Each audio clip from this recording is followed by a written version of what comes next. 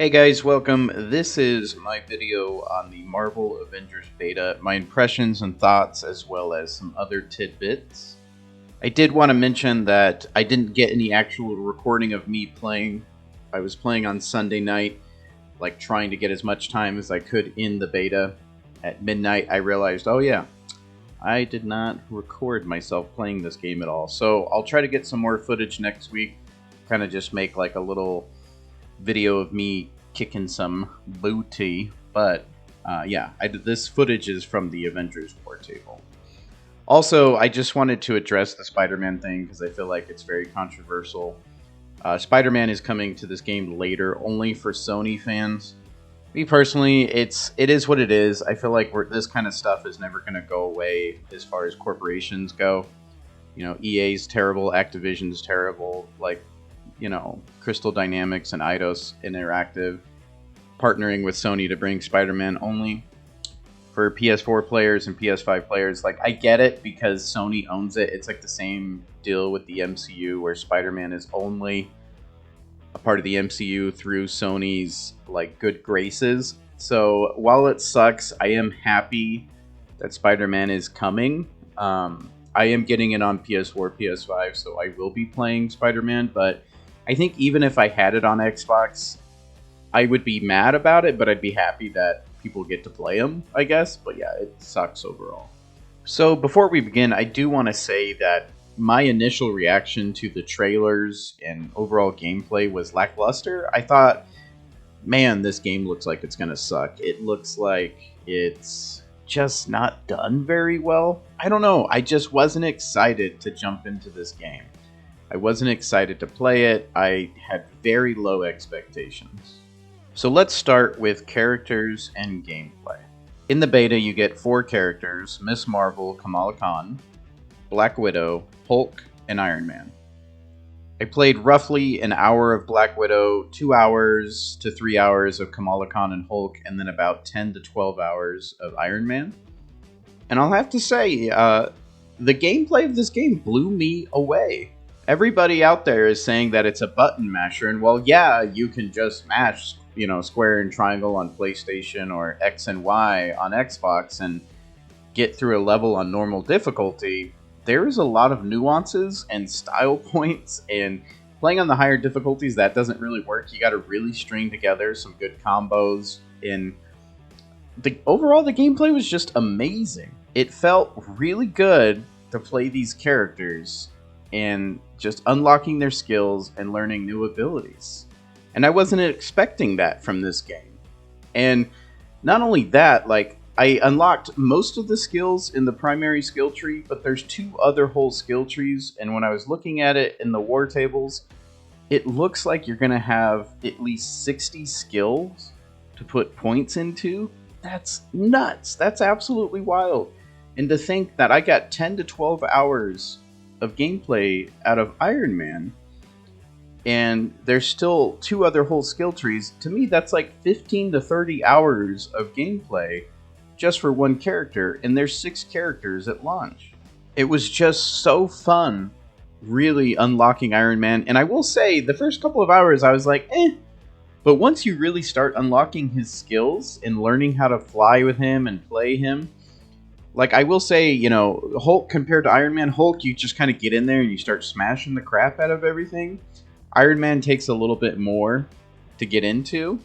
Just the button inputs for some of these combos, like, there's so much variety and so many things you can do. There's a heavy air attack, a light air attack, a light attack, light attack, light attack, heavy combo, and so on and so on.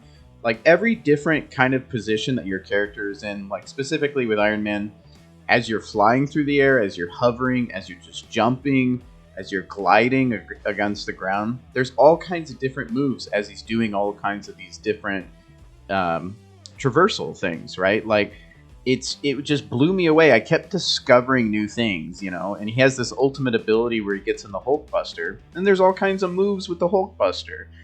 Like, it's just ridiculous the amount of things that you can do with these characters. So when I see, like, sites like IGN or some of these other YouTubers talk about, like, oh, it's just a button mashing game, I think that's how you played it. I think you're unimaginative. Like you played this game and you just hit light and heavy attack.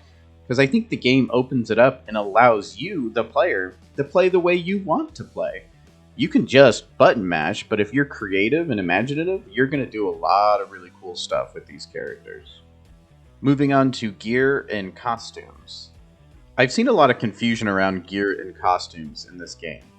A lot of people hate that the gear doesn't change the way you look and it, quote unquote, is an invisible loot, and the fact that costumes are connected to microtransactions.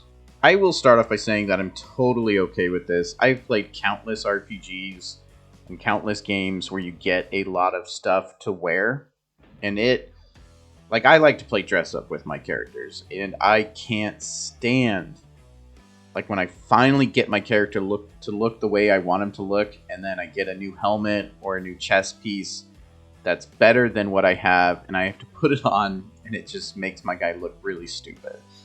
Everybody knows what I'm talking about. You get to that point, whether you're playing games like Diablo or Divinity, Original Sin, or Skyrim, or any sort of game where there's a lot of loot and a lot of stuff to wear, you get to a point where you're like, dang it. Everything looks cool, but I'm wearing this dumb helmet.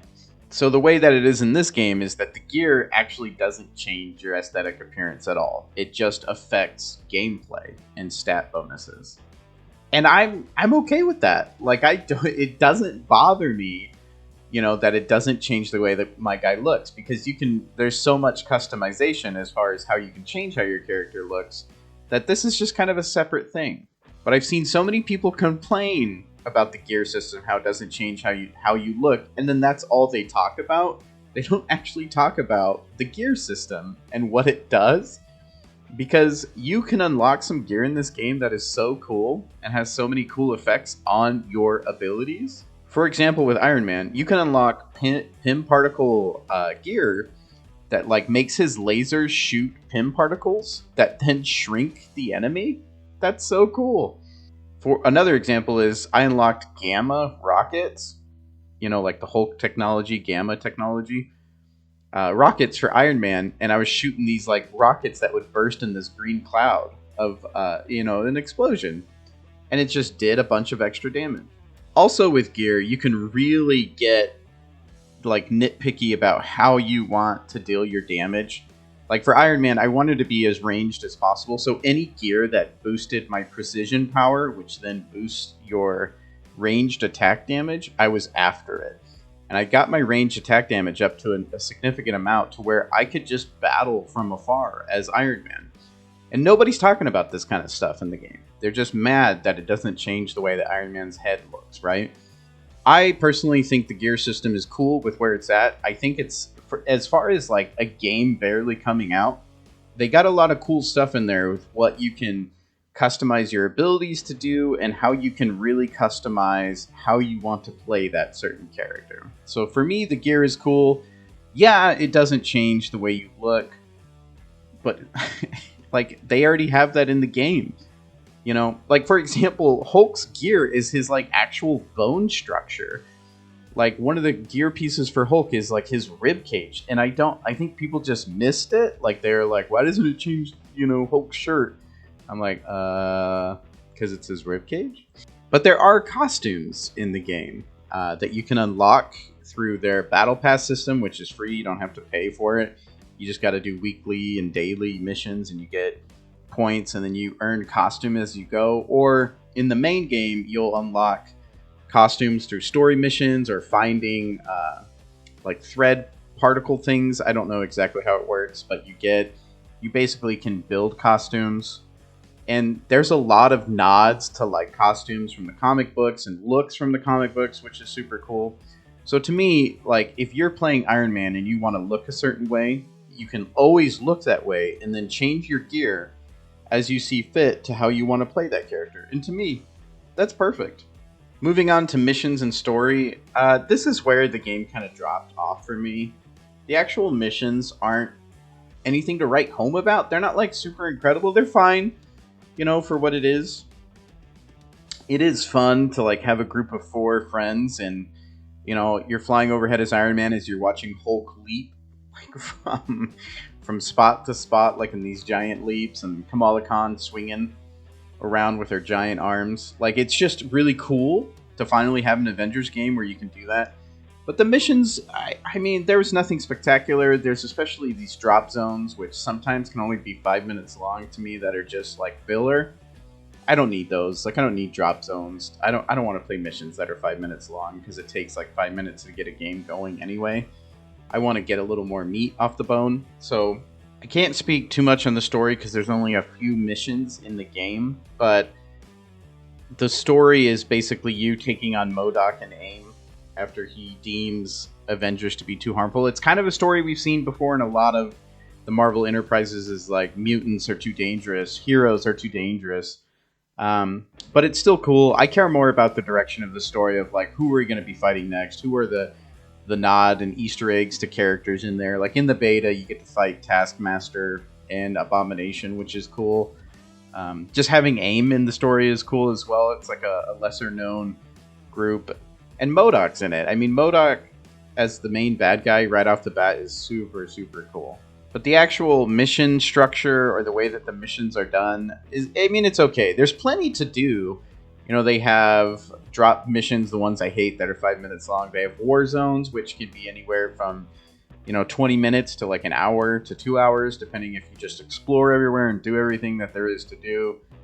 And then there's, specific story missions that have more story beats. They have side bosses and other things, or bigger, set pieces. Overall, I came away very impressed with the Marvel Avengers game after expecting it to actually be kind of a complete flop. The moment-to-moment gameplay and being able to customize your character of how you want to play them is the winner here for me. And, I mean, to be honest, that's pretty much the most important part of a game, or like a live service game, is the moment-to-moment gameplay and what you can do, how you can get unlocks to what they look like, and the gear you get to how they play. And I think they did a good job with that. And I think the moment-to-moment gameplay is just so fun. It reminds me a lot of Overwatch, when Overwatch came out, and you'd be playing Reinhardt for hours and hours and hours, and then if it started to get stale or repetitive, you could switch characters, and it just really opens the game up again in a whole new way. That's kind of how it feels here, is you'll be playing Iron Man for 10 to 12 hours, and you're like, oh, okay, I want to take a break. Switch to Hulk, and it's like an entirely new game. I think the gameplay is really well done, the character models are incredible, and it's just so fun to play with your friends. I definitely would give it a shot. There's an open beta this weekend. Play it, check it out for yourself. I was thoroughly impressed. Don't let the huge negative opinions out there sway you. Don't even let my really positive opinion of it sway you. Go play it for yourself. That's what I did, and I was extremely, extremely satisfied. Hey guys, thanks again for watching my Marvel Avengers Beta impressions. Please give me a like and subscribe, and have a lovely day. Play the beta this weekend. Have a great day. Here's hoping we get Wolverine.